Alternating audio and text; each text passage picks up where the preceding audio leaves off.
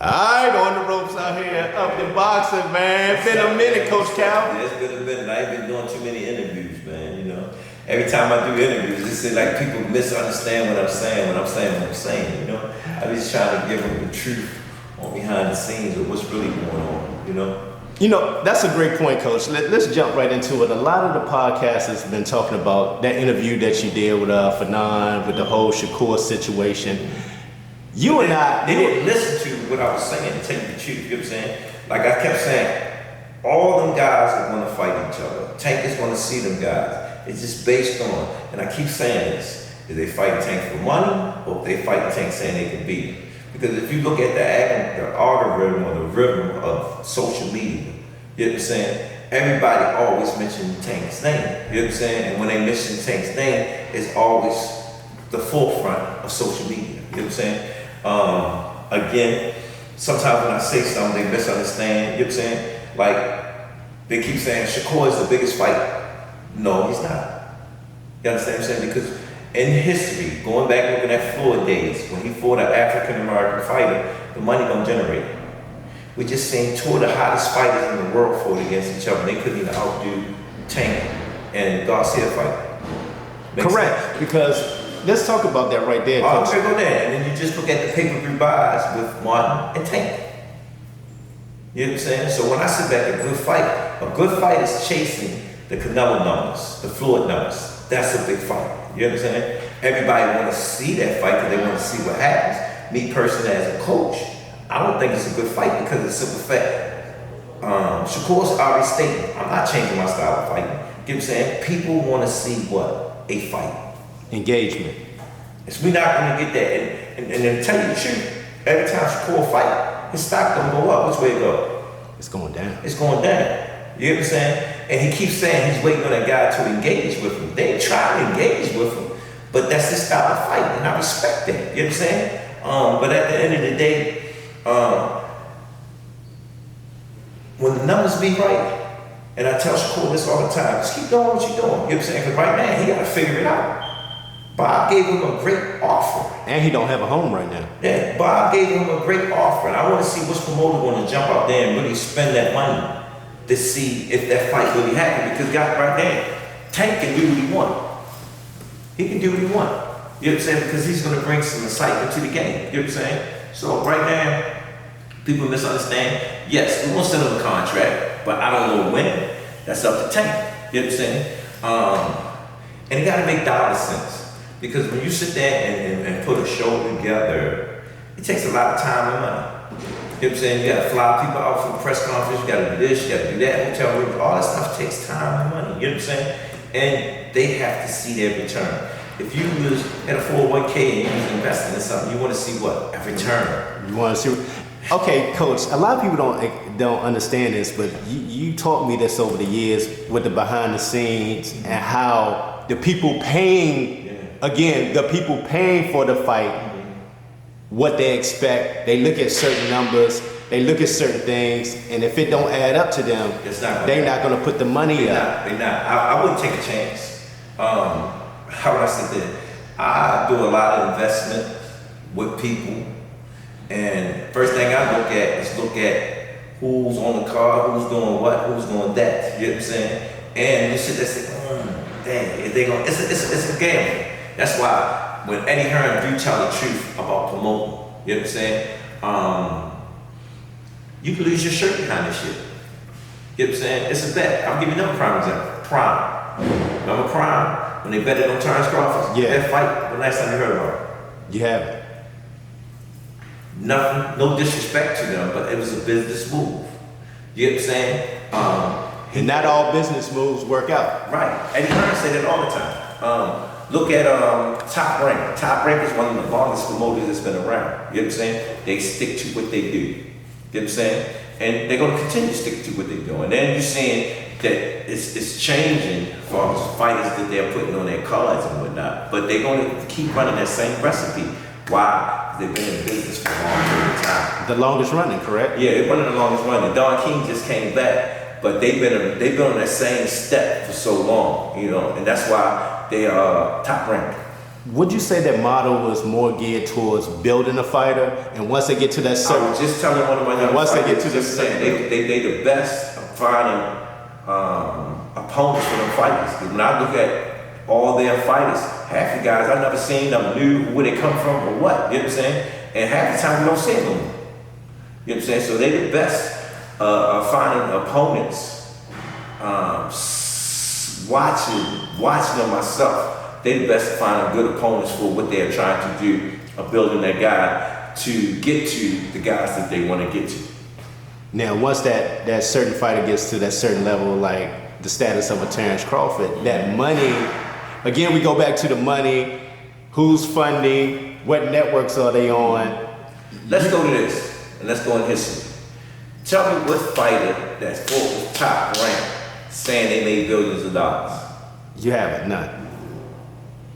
You understand what I'm saying? Top rankers going to stick to what they do because they're the best at doing what they're doing. You know what I'm saying? As a student learning and trying to understand how, me and a couple coaches today, I just came from a friend of mine's, Nesco, and we was talking about young fighting, man. It's hard to actually take an individual and get it to that level. It's hard. You have to you'll lose your shirt. Then it's the fighter not in compliance. Get what I'm saying? In compliance. And I'm saying this to African American fighters. And I heard this from promoters. I don't like investing into African American fighters because they're subject to get to some shit where they lose money. Oh wow. That's real shit. You might wake up the next day, something happened, and you got a fight scheduled for him. You know what I'm saying? He might get into some trouble and can't get certain sponsors because of certain situations, you know. So it's a lot of stuff that you have to watch with a fighter, and you sitting on nails trying to make sure that nothing go wrong. You know what I'm saying? Half the time it's not the fighter's fault; they just young. They're young. I always sit there say a young fighter got to stay busy. You know what I'm saying? But then we've got a young fighter that's hot. You know what I'm saying? That's just like I'm watching. Kenny always rave about him all the time. Abdullah Mason. You know what I'm saying? His stocks is growing right now. You know what I'm saying? It's pushing him so fast where he's gonna have to be tested. You know what I'm saying? Because everybody gets that test over the top. No, they're gonna have to. And I see what Aaron and that team from Top Rank doing. They let them black fighters and African American fighters build up. They're gonna put them against each other to see who's the king in that circle. Trust what I'm saying. When it happened, it was a damn I said that shit. You know what I'm saying? But again, it's business at the end of the day. It's business, it's entertainment, and it's the fight. You know? Back to Shakur again. Shakur gotta find a home. He gotta find who's gonna put that money up again. You know what I'm saying? That's why everybody's saying, oh, Tank should do this, Tank should do that. You know what I'm saying? Tank is gonna do that. It's on his own time. In the words of my man, Leonard Ellerby, Tank's the man. You know, that's proven that Tank is the man. And what I mean by that is, you remember during the time when Turki Sheikh was trying to get that fight made between him and Devin Haney. Yeah. And Tank came back with the point, which was a very smart point. Look, I don't have to go overseas. Because he's making money. The same money you offer me, I make here in America. Yeah. Double up or do something if you want me to come over there. And what makes Tank so mad about things?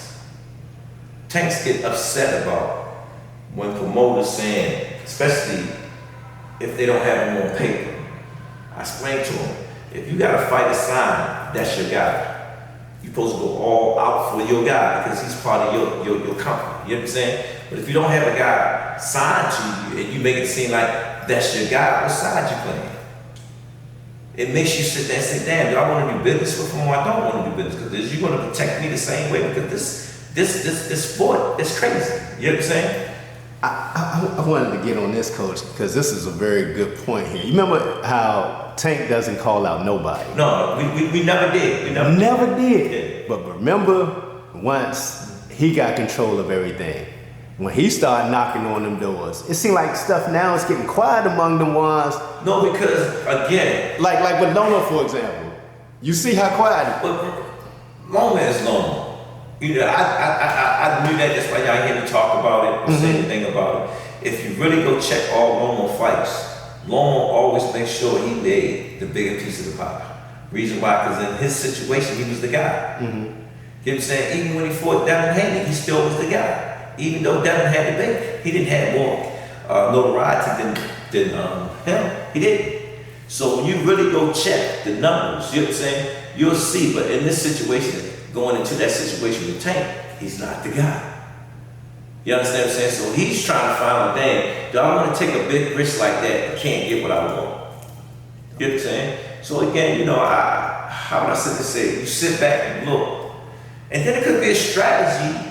It could be a strategy on other people's minds to see a certain fight. You know what I'm saying? So, were you surprised about the situation and how it turned out? Well, how would I sit there say? Romo is his own man, and he felt defeat. That was the first time I really seen him felt defeat. When he lost against Devin, he took it on the chin and kept on moving. You know what I'm saying? But he was hurt. You know what I'm saying? But he took it. No, when he lost against Teofimo, he took it. Took that on. He took it, but when he lost against Devin, he was hurt. He was hurt. Now he's back in the driver's seat. So he's playing chess. He's making sure his moves is his best move. But like Floyd said, he had to make a lot of fights because his time was running out. You know, and I think he was waiting like, damn. And then Tank is in a position, you know what I'm saying, of picking and choosing who he wanted. The same thing as Canelo. Floyd pick and choose what he wanted. Who else was on that level that we seen in our eras is doing that? Shakur was picking and choosing for what he wanted. You know, but as his time got witchcraft, then he started fighting, you know what I'm saying? All of them does that is when they want to do it. You know what I'm saying? Because at the end of the day, they the one have to get in the ring, not us. You know what I'm saying? Our job is to prepare for whatever battle that he's going into. Now, a lot of the casuals, you know, just looking at the different podcasts and the different comment sections, you know, the casuals, that's what they want, the Tank and Shakur fight. But, you know, like you say, Coach, with the stock going down, I'm not making excuses here. I just want to give people a perspective. I'm not making excuses. Don't get me wrong. Like I said, when Terrence Crawford and Spencer was going to fight, everybody, oh, they gonna fight? Yes, they is. They gonna fight. When it's time is right, it's gonna happen. It'll happen. It happened. Now, I hear Shakur compare himself to Floyd a lot. Now, if you want to do that, you're gonna have to do a Floyd situation. In other words, with Tank, whatever the offer is, you gotta take it. Well, he said it. Floyd officer, they say he know Tank is the A side. So if that offer come to him, I keep saying it, if that offer come to you, we will see. That's what I'm gonna see. If that offer come to you, and it goes back to what they said. What do they really want? Yeah, I mean, when they put that narrated out that Garcia made 30 million. That's what if you look at the narrator, then everybody want 30 million, and that's all they see. That's all they see. But everyone is not going to bring 30 million to the table. You have to have the right dance partner, like you always say. You have to. So at the end of the day, like I said, they say, the heads to be that actually do all the planning and put up the money, that's where the say so come. You know what I'm saying? And I'm waiting to see. If they tell you the truth, could give a good boxing talk. Because if you look at the media and you listen to everybody talking about something, everybody talking about, but I'm worrying about Shakur's next move for our negotiation because Bob gave him a hell of an offer. He gave him a hell of an offer, and I'm trying to figure out which one of the big fours, Matchroom, who's gonna put that money up? You know what I'm saying? To take that chance. Yeah, I agree, Coach. I look at the situation. Can you take us behind the scenes? See, a lot of people don't understand because you taught this to me about behind the scenes, right? When they hear the talks between two black fighters, it's a little different conversation with the money compared to. Listen, like I said, they gonna look at. Can you explain that to people? They gonna look at every number, man. They gonna look at everything that's coming through that door, how it came through, how many people watched it, how many people viewed it. What sponsorship they actually want to buy onto free TV to spend some money to be behind the show and everything. You know what I'm saying? It's a lot of bolts and nuts. You know when you look at an engine and you just see an engine, but there's so many other parts to that engine to actually make that not come. You know what I'm saying? And that's what they sit down and do. Now with the Amazon deal that Tank has, are they? In other words, does Amazon, are they the final ones when you present a fight to them? Like, do they approve? Like, well, it's based on the fighter. Because one thing I did learn is you got to do what the fighter wants. You know what I'm saying? Because at the end of the day, he's doing it. You know what I'm saying? Like, that's right. When they are not scared of each other. No fighters are scared of each other. You know what I'm saying? At the end of the day, they want to make sure that it's best for their family. So one fighter will ask for this. You know what I'm saying? That main guy, we know he's gonna get it because he's on that side. You know what I'm saying? He might sit there and say, I'm gonna take a pay cut. That's up to him. You know what I'm saying? But he sit there and say, no, I'm not taking a pay cut because I did this the last time, so I want more than what I did the last time. Makes sense. You know what I'm saying? So do that guy that's trying to get that come up and say he can really beat that guy, sit there and say, well, I'm gonna take the pay cut. I remember one time I had this fighter named Paul Williams, was trying to fight Margarita. And I said to him, he was in my gym getting ready for a fight. And he said, Cal, man, I want Margarita bad. I said, ask for a little bit of money. I bet you get the fight. Guess what? You got the fight. History. It is what it is. You know what I'm saying? But at the end of the day, it gotta make sense. I watched Pacquiao and Pacquiao last fight. I watched them two brutally beat each other up. They had to sip from straws and stuff. Their wives had to nurse them back. And when Ugas came back, he wasn't right. That's why what's his name is in the pocket right now. Let me ask you this, Coach. You know, this weekend, well, next weekend coming up, you got the Terrence Crawford fight. Mm-hmm. Pitbull is on that. A lot of people have been talking about that. Spinning the block, a Tank Pitbull. I was saying they thought I was crazy. Remember? I remember that. But see, you and I know for different reasons. I don't want to get into, but we know why we talked about why we want that. Yeah, so I mean, I know his people. You know what I'm saying? They're not gonna take no dumbass fights if it don't make serious money. It's just the way it is. You know what I'm saying? They're not gonna do it because Pitbull been doing a good job. His fan base is large. You know, they want to see him. They love him. You know what I'm saying? I remember his last performance. He didn't look good. Oh, Pitbull's a guy. Ooh. Then when he beat up Roman and got the belt. Oh, yeah, attention. I just looked at him and shook him. That's the fans. I'm looking at social media, man, and I'm sitting there saying, man, damn if you do, damn if you don't. Tank even said it. That's why when he sit there, he don't get excited because he know he got to go back in that ring and do it again. You got to stay sharp all the time. You know what I'm saying? So when I sit back there and say things, that's why I don't do that many interviews anymore because people will misunderstand what you're saying. And I keep telling them, the fights is going to happen. We seen fights that we want to see. I want to see Floyd fight Margarita. That fight never happened. It's up to the fighter. It have to make sense to the fighter. You know what I'm saying? And that, I guess that's my frustration because you taught me so much about behind the scenes, but a lot of people, all they say is, just get the fight done. Yeah. I don't care who paid for it. Yeah. But man, people, it's a business. People do not want to lose money. Especially the way money is in this world, it has to make sense because there's a lot of money being gushed out. And that's why the dude overseas, he got money. And when Canelo, they said give him $200 million, I wasn't mad with him. He know his worth. You know his worth.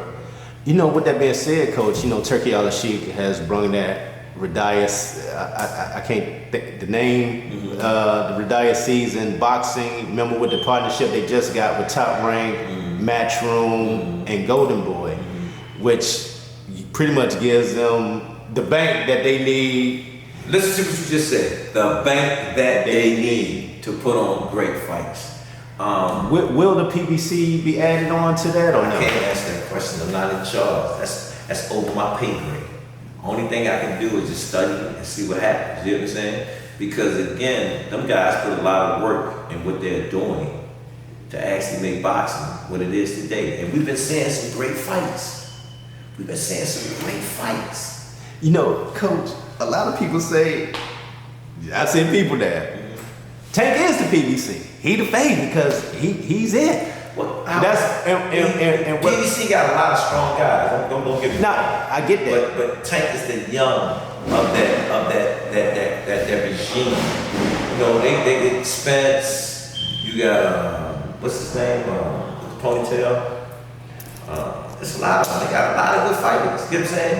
They got a lot of good fighters, but again, so many fighters. There's only one TV. You know what I'm saying? You got different channels. But one, you know, they gotta figure it out. My point is this, Coach.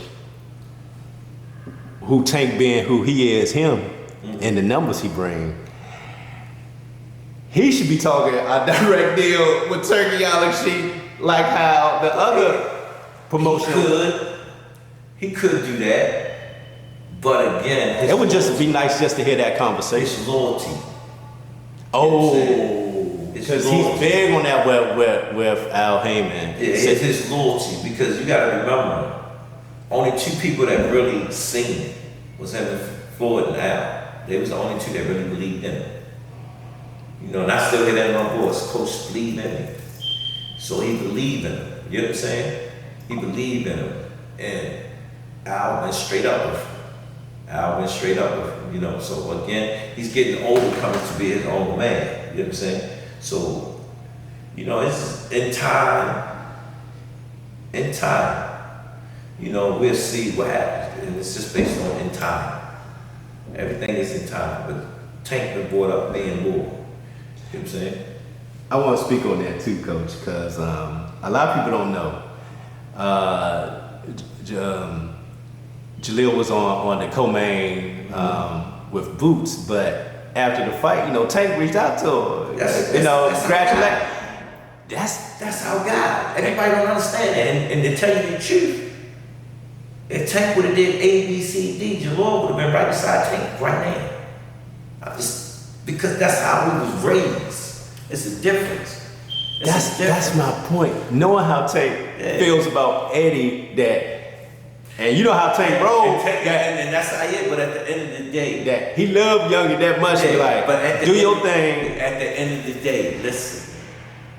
We are here and they are there. You got to take care of your family.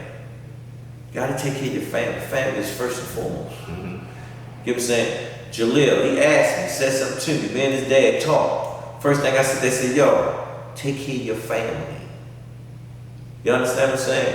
We all will still be cool. You see, Kenny was there. Kenny was there in the corner. In the corner. So, letting people know, like, it ain't changed. Bro, I need some help with such. That's what we do. We family. I just got finished talking to my coach up DC.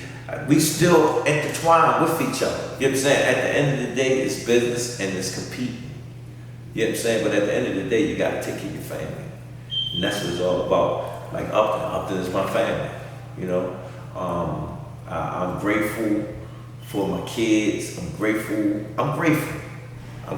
You know, I just came out of a situation that I seen that they was trying to put me in. You know what I'm saying? So now I have to sit back and just be the coach. You know what I'm saying? Tank is in the driver's seat. You heard him the last one. I'm sitting in the back, he's driving. So whatever decision that he made, I'm rolling with him. You get what I'm saying? But like I said again, no fight's gonna happen unless something happens. You know what I'm saying? You know, like at the end of the day, Shakur had to figure out what he want to do and what type of money that he want to put to take care of his family. Correct. You hear what I just said? And that's what it's about all of the day. Only money that we get to see is people that's interested in paying for the fight and come to see it. And it's hard to do it in this day and age to get people to pay for something. You know what I'm saying? To see some talent, some entertainment happen. Yeah, that's a great point, Coach. Yeah, we definitely can. We expect Tank before the end of the year, in the fourth quarter. You know, who's going to be the dancing part? You know what I'm saying? They'll come up with something. They'll figure it out. You know, again, Martin made an offer. Shakur made an offer to Martin. Martin didn't like the offer. Tank made an offer to Martin. And guess what happened? He took it. You get it? So when all of them start talking stuff, it's what offer is being sent to one of them to actually get them to take it. You know what I'm saying? Ain't nobody offering Tank money. You get what I'm saying? Yeah. You know? Ain't nobody offering. The only one that's got money that's doing that is who? The Prince. You know what I'm saying? But again, he don't know who to trust. Oh, wow. Just keep it real. You don't know who to trust. You don't know who to trust. You're just an athlete that's trying to put on your best performance to come out with the W. But at the end of the day, you don't know. Remember that you heard me say this before. When Devin was fighting, everybody was betting on that fight. Everybody. And you've seen it. You know what I'm saying? Because Devin was that kid. He got his zero back, but is he still the same, that kid?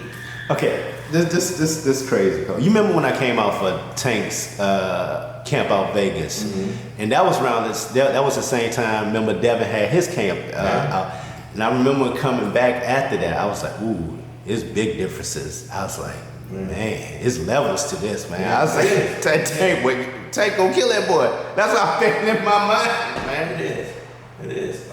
And Tank, I just had a conversation with another one of my young fighters. When you see Canelo, Terrence Crawford, and older fighters that's been doing this for so long, they are on different levels. This is what I'm saying. They are on different levels. Their mindset. When I seen Tank from his last promotion that he did, I couldn't believe it. I couldn't believe it. I really couldn't believe it. You know, the way. I couldn't believe it. You understand what I'm saying?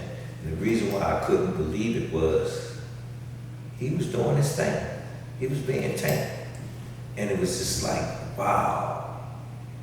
Just to see it, you know, and listening to his left and his right friends, he said he wasn't happy with himself. I said, you can feel that way, but at the end of the day, you did a marvelous job of being yourself. You saw the growth in Tank, Coach. One of the things you talked about was, you know, his walk and his faith, and you really saw a whole different Tank. I still, remember I told you it gave me the chills. The boy is so amazing, man. He's so amazing. Was this the best camp? I wouldn't say it was the best camp. It was a different camp because we both was in our dean. I'm saying as far as a peace of mind camp. Yes. Where everything you were dealing with at the time, everything he was dealing with at the time. You wouldn't be able to tell because we didn't listen to music until after Ramadan went over. We was just focused. Did you feed off each other's pain?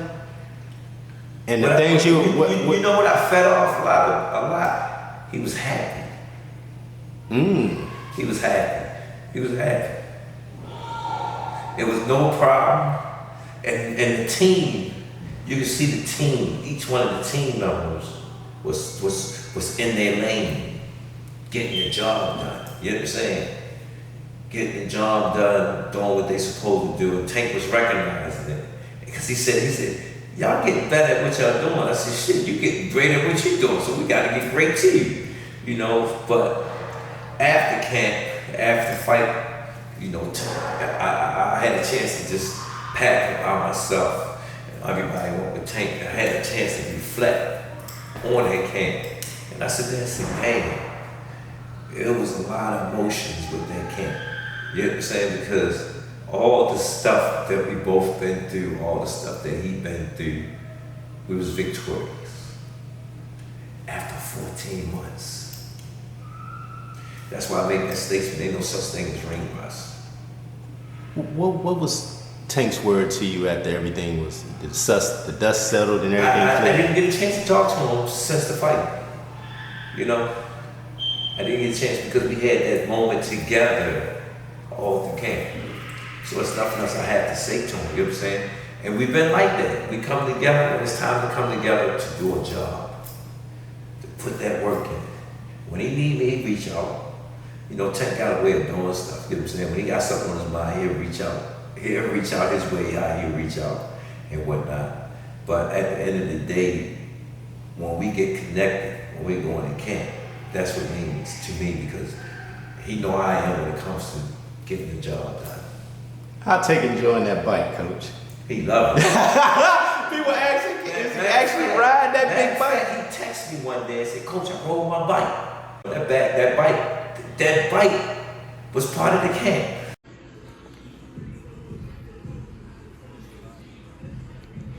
Man, we've been trying to get this thing to you so long. For real, man. for Like, real, yeah, for real. I For real, gotta for pick the real. right time. This is the right This is the time. right time. Man. This is the right He don't time. make no mistake. This is the right is the time. right time, for real. Yeah, it's definitely the right time.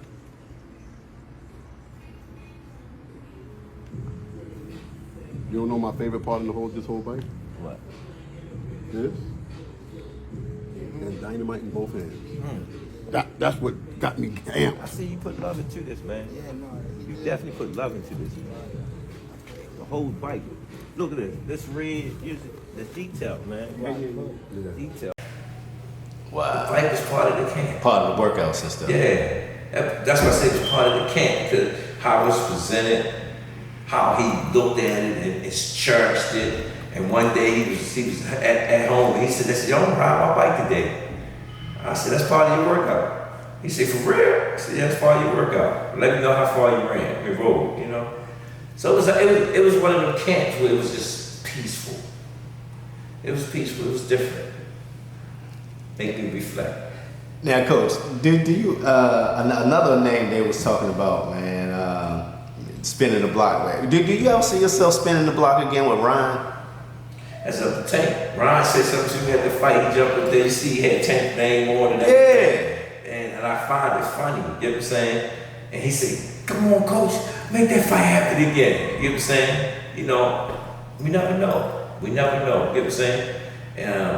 It's good entertainment. You know what I'm saying? It's a good storyline behind it. You know what I'm saying? They keep saying the weight drain and everything. You know, he did something different for the fight. That's why I'm laughing. Like, Oh, you made me think about this too, Coach. That's actually what Tank. I say chess over checkers any day. Mm-hmm. You see what the things going on with these fighters that shrink themselves down and that's the new steroid now. yeah. Was that prevalent? I never really remember that during the Sugar Ray era, when you looked at their face and you don't really right, because them guys was different. They was eating different and they was disciplined. You don't see that as much as we see it now back then. But what you see now is some of the MMA guys, some of the wrestling guys. That's where that degree of how to cut weight. You know what I'm saying? But when we talk about in the early stage of a young fighter's career with opponents, some of them say, "Yo, I ain't trying to get knocked out. I'm coming in a bigger fighter." You'll see that on the club level stuff. You know what I'm saying? But now when you start seeing it on a bigger level, it's like they don't honor the contracts no more, or what you're supposed to do, or being professional. You know. Again, that's why they have certain rules and regulations with certain sanctioning body on what they want you to do. man, can imagine these fighters if they had a same day weigh-in. Ooh. They'd be in trouble, man. It'd be a different type of fight, but we just seen a guy just fighting. We seen that. Seen it. Yeah, you know, so. I go back to Tank during the press conferences where you see how energetic he was. That means he fighting that close to his weight. Listen to him say, Doing flips and everything. I keep telling you, that camp was different.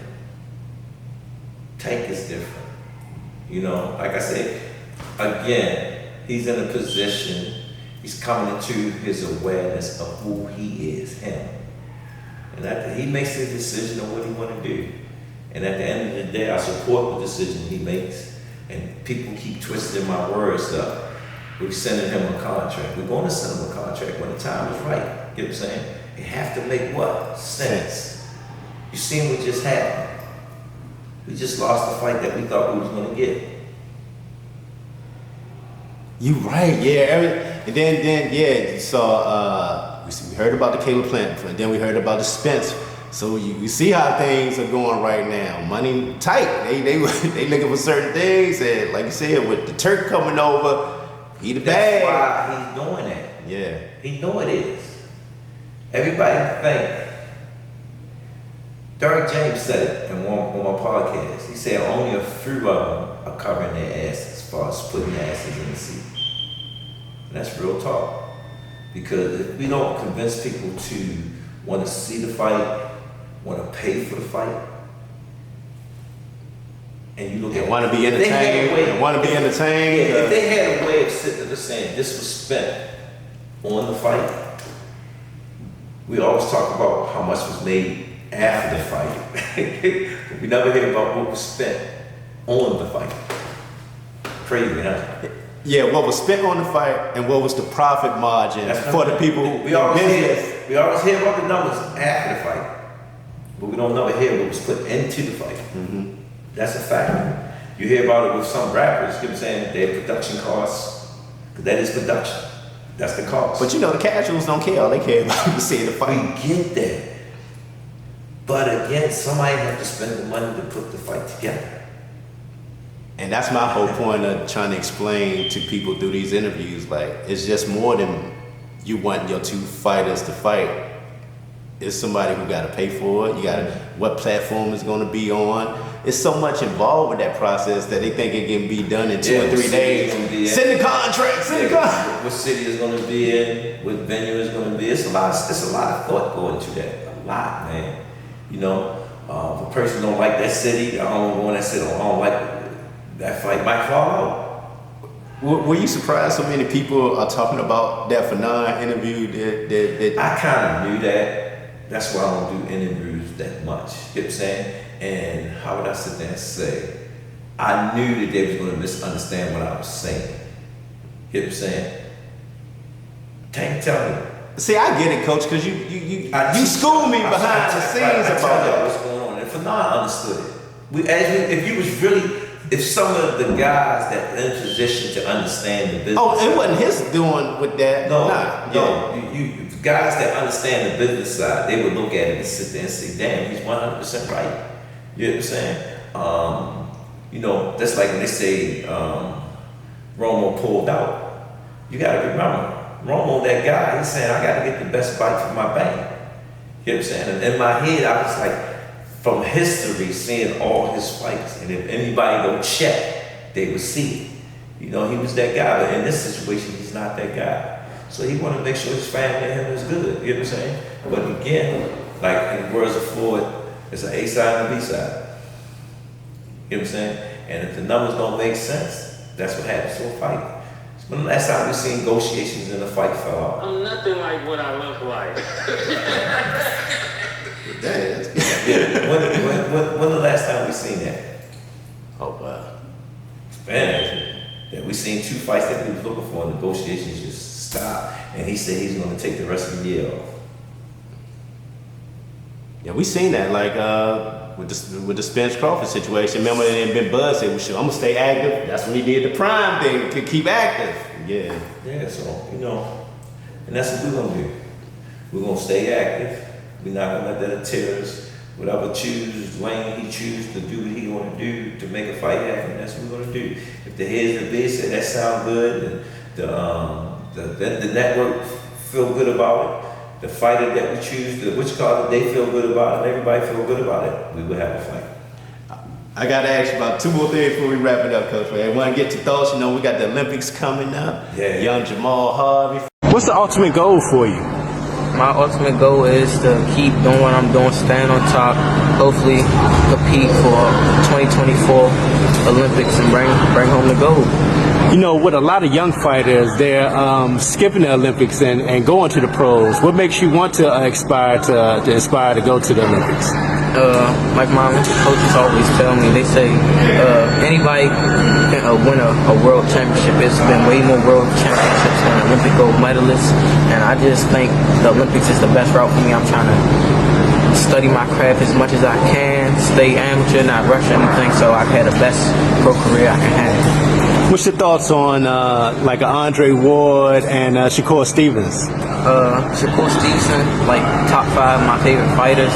Andre Ward, I don't know, look at him like that, but I watched him fight in the Olympics. Yeah, that was the reason I asked that, because you know, really haven't had a U.S. boxer get that gold in a long time, man. Hopefully the team, we got a couple fighters from the DMV out there, Troy, Keyshawn. Hopefully they bring to the DMV back a gold medal. But if not, I know for sure I'm gonna get the job done. All right, on the ropes out here at Oxon Hill Boxing with the 2021 EBA Gold Boxing World Champion, man. Congratulations, man. Look at this, man. I gotta ask, man. I want to go back a little bit. We actually gonna go back in time for the people, man.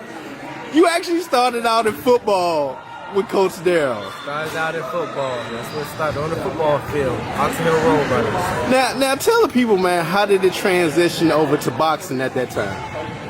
I was with the Oxon Hill Road Runners playing football for him, and he would know me from football, and I would get in trouble in school for fighting. He knew I knew how to fight. And then once I was getting to like middle school and I wasn't growing, I wasn't progressing, like getting bigger, he wanted me to come to the gym. I came to the gym and I boxed. I was like, yeah, I like this sport. And he's like, yeah, give you a better chance to be successful because of your size and the way you built. You already know how to fight. You know, going back to that time, could you ever imagine what you have today, being having gold, being the Under Armour Boxer of the Year, coming from the sport of boxing and coming from the sport of football over to the sport of boxing? Man, I could have never imagined it. I was just boxing just to keep me in sports and everything. Then at first it was just like golden gloves, silver gloves, nationals. And once I got to that stage, I was going international, now worlds. Like, it's just a dream. Like, I never imagined all this stuff. I never knew that the amateur boxing game came with all this. Now, during that time, did you ever miss the sport of football? Did you ever think you would transition back into it? I thought I would. I was thinking about actually playing football my senior year. Some of my friends and people from school that knew me was like, man, just play football one last time. Like, people I grew up playing football with, they knew I was good. So I was thinking about playing my senior year, but I didn't. Now, I want to go back to the Nationals. That was the beginning of the big boy stage, man, where you went in and what was it, five fights during that time? 5 fights. And that was all elite level competition during that time, man. Do you think that particular time prepared you for the world stage at the ABA? My coach, he just gets me the best sparring. Even before that tournament, I was sparring with the best. I was sparring with Raymond Ford, Rasheem Jefferson, you know, people like that. Just the top names. Of course, Stevenson, Lamont Roach. So I was getting all the top names. I was sparring them, and I was getting better and better. You know, speaking on that, talk about the importance of getting that great sparring that you talked about, which prepares you for these big stages like this. Because if you're in there with somebody and you just taking advantage of them and beating them up, you know, sometimes, you know, we talk about that sometimes, how you might have a lesser competition in the ring, but you want to learn and not, you know, destroy their confidence. Yeah. And, you know, with that being said, going into the first batch of EVA, you took that fall, man. What was going through your mind at that time? I was just mad that I fell. I got the clip because I was getting a lot of backlash, like people overseas saying you should have lost, he dropped you. But he stepped on my foot, first of all. Stepped on my foot, but caught me with a clean shot at the same time. I just knew I was going to get up and win the fight. I knew it was going to be easy. I knew my talent, I knew my skill, and I just got up. And after that, it was easy from there. What was your mindset going into that match with the reigning world champ during that time, man? My mindset was shock the world. I already knew my talent. I've been in there with the best. I seen what I could do with the best. I already knew my talent. I said, man, this man can't beat me. And that was my mindset. I can't be beat. And I went in there and did. At any point in time, did you feel like you had to make sure you didn't leave it in the judge's hand? Like, clearly show that you were the dominant fighter on that evening. Man, yeah, that was my game plan, to do everything, like to make sure that they couldn't take it from me. I was boxing beautiful, counter punching. Then I was sitting down on my punches, working in the pocket. No way, shape, or form was he outscoring me. Now, going into the finals, man, confidence level high. You just want to make sure you get to that last step of completing the goal, of bringing home the gold, man. How satisfying was it knowing that at the end of that third round, man, you knew you was going to get your hand raised? It was very satisfying because all my hard work had paid off. Like I was away from family, hard times, you know, losing weight for about. And just a hard training camp, training in Colorado at a different altitude, harder to breathe. So I worked hard for the goal, and I knew that I had accomplished it. So it was a good burden to have off my shoulders, knowing that I would win it. Now, I got to ask this, man. What's next for Jahmal Harvey? Because I know the pressure is going to be on now. Promotional companies out there. Man, there's no pressure with that. Just keeping them to the side, keeping them in the loop until I go pro, but I'm waiting for 2024, possibly 2028. Who knows? But I'm definitely going Really? to 20, I was going to ask that. Definitely going to 2024 though. Definitely 2024. Definitely 2024. How much pressure is it from not you, from the outside world saying, we want Jahmal to go pro, we want Jahmal to go pro? There's no pressure. It's my career. It's what I want to do. I'm in control, not them. You know, speaking of that 2024 Olympics, man, just thinking of the last one in our area with Sugar Ray Leonard, man, how big would that be, man, to bring home the Olympic gold to our area, man? That'd be big. I'm not sure the last time a male brought home a gold. Last one's Andre Ward. Andre Ward brought home a gold.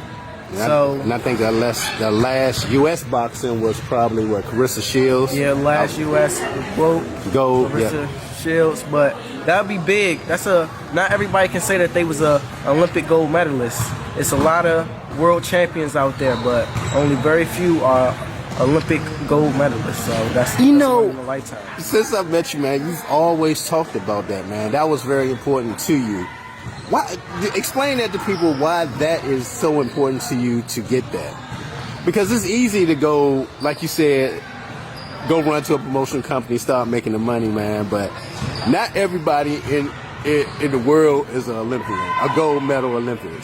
I'm gonna tell you why. You have to train. Olympics come around every 4 years.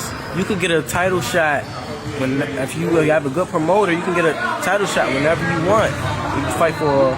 They making all types of titles now. Like, it's not that hard to become a world champion, so it's just not important to me. I want something that's hard to achieve. Now, when you won, when you got the gold, man, who was the first call that came through? First call that came. I'm not sure it was the first call. You know, after I got done, you know, you gotta do drug testing and stuff. But the first call, I called my coach, because without him, I wouldn't be here. He got me into the gym. He got me where I was today, onto the U.S. team and all that. And then after my coach, called mom and dad, and from there, just the rest just fell in line. You know, one of the things that I noticed, man, when you were thanking people, man, you had to give a huge shout out to Coach Dale and Oxon Hill, man. Yeah, had to. Like, without Oxon Hill pushing me, all the coaches that ever came through here, Coach Sean, Coach Lamore, Coach Kia, my dad, like, they all just pushed me in the gym to become better and better. After I was on the national after national, they never let me get complacent. They always kept my mind sharp. Promoters and stuff coming to me, they always kept me on the right track. Like, don't sign, don't do anything, run it through, think it through, and I'm just happy for it. You know, with that being said, Jahmal, what's next for you? Because like you said, right now you're going to stay in the amateur program, and there's nothing wrong with that, because I look at someone like Lomachenko, who had a great amateur career, and you can make a lot of money doing it. A lot of people don't understand that either. Yeah, you can make a lot of money doing it still in the amateur stuff. You just have to be smart. Be smart and the right sponsorships. Yeah. Get the sponsorships, and you know, just stay winning, stay positive to the youth in the community, and just don't mess your career up. Let me ask you, Jahmal, what was the toughest thing that you had to deal with in your travels over there in Serbia, man? Because like you said, you were there without family, without friends. What was the toughest thing you had to deal with, and how did you overcome it? The toughest thing I had to deal with. Let me see. I don't know. I didn't really think anything was tough. It was just not being with my family. No, we ain't really have we only had our team. I had a great team behind me. We had mom, dad there, my coach, regularly in my corner, but I just adapted well to it. Hey man, Jahmal, I truly appreciate your time today on Knowing the Ropes, man. Congratulations. 2021 EVA World Boxing Champion, yes, man, sir. featherweight. Man, congratulations, big dog. Thank you. Man, look at this, man. Look at that, right there. Oh, man. Let me get it for you. Let me get it for you. Hell yeah. You already know. You already know. Look at that right there. What was that? What's that on there? Let me tell you how much that gold nugget Yeah, that's worth. the serial number. And for people that don't know, that's real gold. Real gold. Real Let gold. you know that's authentic. Authentic real gold. Don't be coming in with that gold-plated stuff. It's authentic here. Appreciate it, Jahmal. Yes, sir. highlights, showing him at his best. Confidence.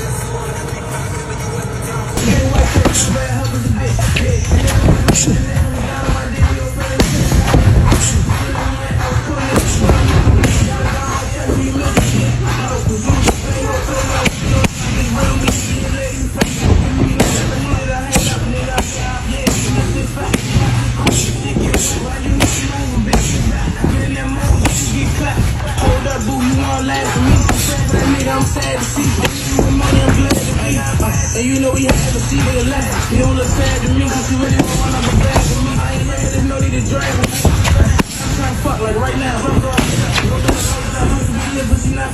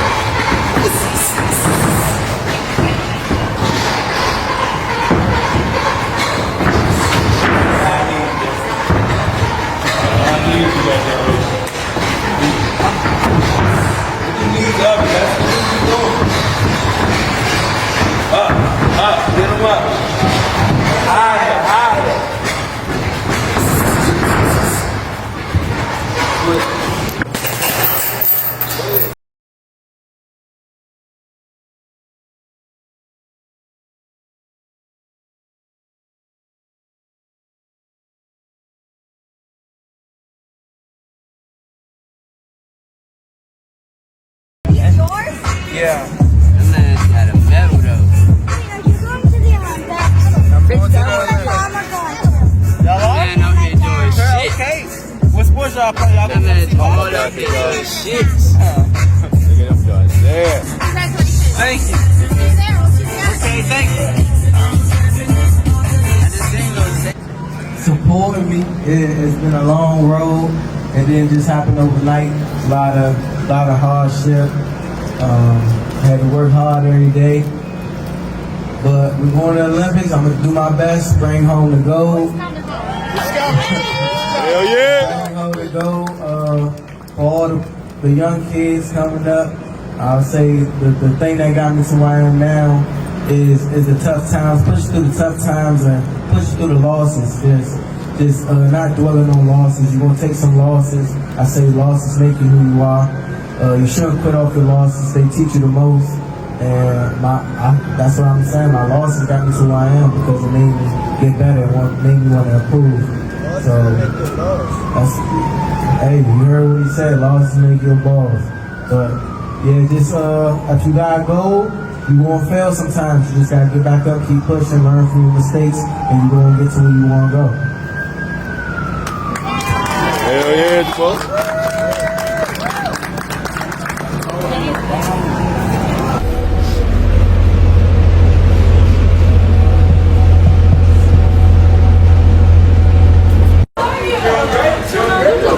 Best of luck to you. Thank you.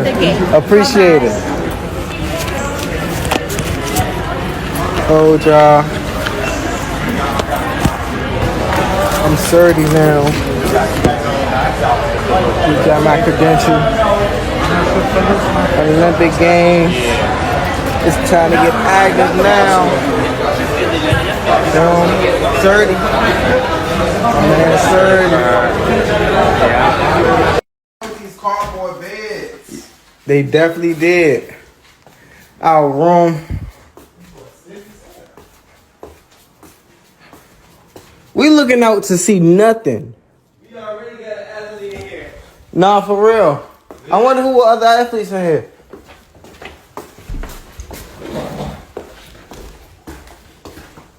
We got Bounce.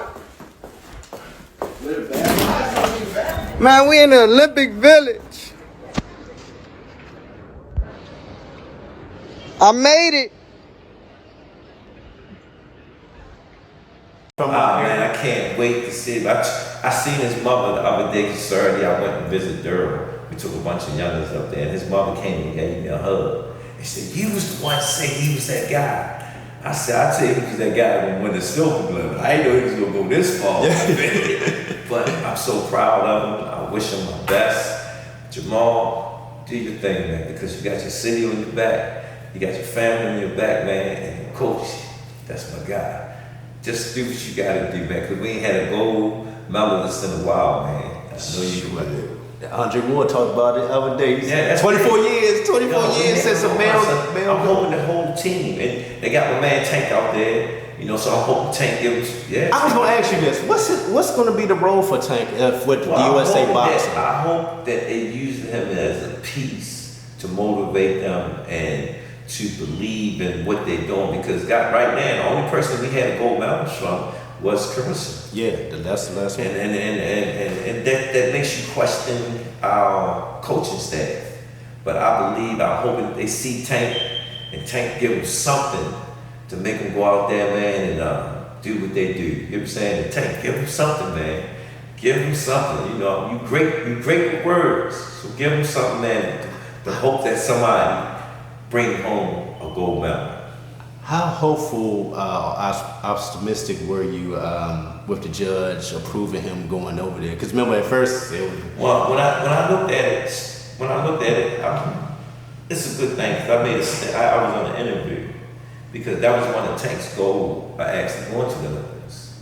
You know what I'm saying? But when what's his name? He won the Pan Am game. I can't think of his name. That messed up his goal to actually go pro. You know what I'm saying? And for him to be out there with the Olympic team, it's just like you part of the Olympic team. So Tank, I just gave you, just tell them your thoughts, how much you wanted to do what they're doing right now. And maybe some of them would take that and run with it, man, and change their life. Man, hopefully, man, Jamal bring back that gold to the area, man. That'd be huge. Like, Jamal, he got 2 hearts, and he's been showing and tell. You know what I'm saying? And this is his time to actually change that narrative of USA boxing. Lastly, Coach, as we wrap it up, we got the big showcase taking place next weekend, August 3rd. Yeah, I can't. A Squad showcase. A Squad showtime. Pay attention to that. Baltimore A Squad, man. This is the generation after the generation. We got like a couple of kids after this year. They should be turning pro. So we spotlighting some of the kids that's coming out of up and boxing, man. I'm looking forward to it. I can't wait. Just trying to make dreams happen. That's all. Just trying to make dreams happen, and that's what it's all about. At the end of the day, is feature the kids. Y'all gonna see a lot of the A Squad. You're gonna see a lot. We working on a lot of stuff because I learned being with Truck, Tank, and the League. When they had a chance to get out the gym, go to different cities, see different things, it broadened their horizon. You know what I'm saying? That it's bigger than Baltimore. Man, once again, Coach, I truly appreciate your time as always. People love our interviews, man. I be feeling like Amar, Rashad, and Jordan. It's more, because you got to remember, I remember when you first came to me to start doing this. I said, "Where you came at?" And we just was kicking it. You know what I'm saying? And sometimes when I get to a point, I don't like doing interviews because people can misconstrue. Now, Fannon didn't even do that. Fannon understood what we was talking about. You know what I'm saying? And when people talk to me and they ask Carol, I don't really like the Shakur fight because I know what type of fight I'm going to go into. You know what I'm saying? And then when it do happen, people won't look at it as crazy. You get what I'm saying? Yeah. And that's a lot of work because Shakur won't fight his style of fight. Now, he already said it. He said it not once, not twice, several times. Several times. He basically said, "F the fans. I'm gonna fight my style." So when you say that, F the fans, what you think the fans want to do? Do they want to pay for it? No. So you shoot yourself in the foot. You already heard what Oscar And just that's said. Oscar said, once he heard that, I don't want to have nothing to do with you. But you understand what I'm saying? A lot of promoters are speculating about, damn, do I want to spend this money or do I want to, you know? Again. At the end of the day, do you think he's going to wind up back at Top Rank? Fannon wound up back to him. Sure did. That's why I brought that up. He sure did. Fannon wound up talking all that stuff. And he wound up going back. Wound up going back. So it don't hurt you. I just, Bob, when you sit back and look at business in that situation, it's a lot of reasons. Because Bob did give him a number for how many fights. And when you sit back and look at it, damn, you're doing pretty good. You're doing pretty good from which situation you sit. You know, as a free agent, you search around and whatnot, and see what offer is better. You can do that because you have that right to do that. You know what I'm saying? But if this man guarantees you this type of money in your pocket, and you look at your account and it's not looking the same, what you gonna do? That's true, Coach. No, I'll keep it real. That's the same thing I told Jalil. Do you take that stuff that T.O. was saying seriously? About wanting to fight? Listen. T.O. and all of them always talk that talk when they got to fight. That's my point, Coach. It's like they use tank as the metrics. I just told you to keep if you the mention views. Tank name, you getting the views. Listen, so again, I tell Tank, I said, Tank, you put yourself in a position so they can mention it. They did it with Floyd. They did it with Ward. They did it with every fighter that was on. I remember when I was little, I said, man, I wish I could fight Mike Tyson. And I know I was gonna get a what? Yeah, I paid it. We're gonna get that money. You know what I'm saying? I think I can give him 2-3 rounds. You get what I'm saying? But when you get in there with an individual like that. You see what Michael Spinks did, boy. As soon as he took that shot, he went down to get my money. I was looking at an interview. I don't know what enough people had anything they doing with it. He wanted to fight Jake Paul. What? You look at it, Jake Paul bringing, you see his last video? Yeah. People watched it. He's like the cheat code. Mm-hmm. I call him the cheat code because he figured out a way. He figured out a way. It's not a cheat code. He's actually teaching you the business. That's what I'm saying. He's teaching you how to do it. And he taking chances. But when I'm watching him, he's getting better. He's getting better. And you see how he's walking through the guys that's not boxers. When he did step out fighting boxing, he fell short. Mm-hmm. You understand what I'm saying? So he know his lane. He know his lane, but he gonna keep taking chances. You know, he gonna keep taking chances because he wanna be one of them guys. Like when I sit back and listen to rappers, wanna be, no, you got athletes, basketball, football, boxers, wanna be rappers. You know what I'm saying? It's just, they just wanna have a chance to be on that side. You know, and you look at Jake Paul, he's doing a great job of what he's doing because it's working for him. You know what I'm saying? And he's bringing up other little fighters with him. You know what I'm saying? And it's working. You know what I'm saying? He had a opponent that was bad fist and knuckle guy. He was tough. He was tough. And it was entertaining. You know what I'm saying? I sit back and watched it. Coach, speaking on that fight card, what's your thoughts on what you see with these young fighters with these bad KOs? I never seen these type of KOs. On the KO, I was watching that fight, though. Again, the guy was a vet. He was patient. I seen it the whole time watching fights. I like watching fights at home. I seen it, and I'm looking at it. I said, yo, he's setting that shot up. And Shorty was just in his zone, like he normally been. Nobody in the corner never sit there and say, watch such and such and such. He went to sleep. They just hit him with the shot that he was putting. He was putting that shot. No, I'm saying in the fight, he must have relaxed. No, I agree. No, if you watch him, he was doing it the whole fight. He was throwing them type of combinations the whole fight. It was nothing changed. And then when Slim started throwing that shit back, he caught, boom, boom, boom. And it goes back to what you say. Who don't get hit in boxing? Who don't get hit? That's why I stopped asking the questions, because people used to get pressure. Ask him why Tank get his. But we starting to learn something here. Let me explain. You better have a chin in this sport. Let me explain something to you. I watch old tapes. I watch fights. I ain't never seen a fight in your head. Especially when you got to fight a train and work hard. In the words of Kenny Ellis, a fighter had a right to hit you if he put the work in. Yeah. What I've learned in this process, Coach, you better have a chin in this game. Well, you better have a chin on some type of defense. Yeah. But I go back to Peter Dobson did an interview with Greg Hackett, right? He was like, I know I hit hard. He said younger Jalil walked right through it. He said it made it change his whole game plan. Let's explain something to you. Shorty built like that. Shorty built like that. I seen, see, I've been around Jalil. I seen something in his eyes when he was in camp with us one day, him and Tank.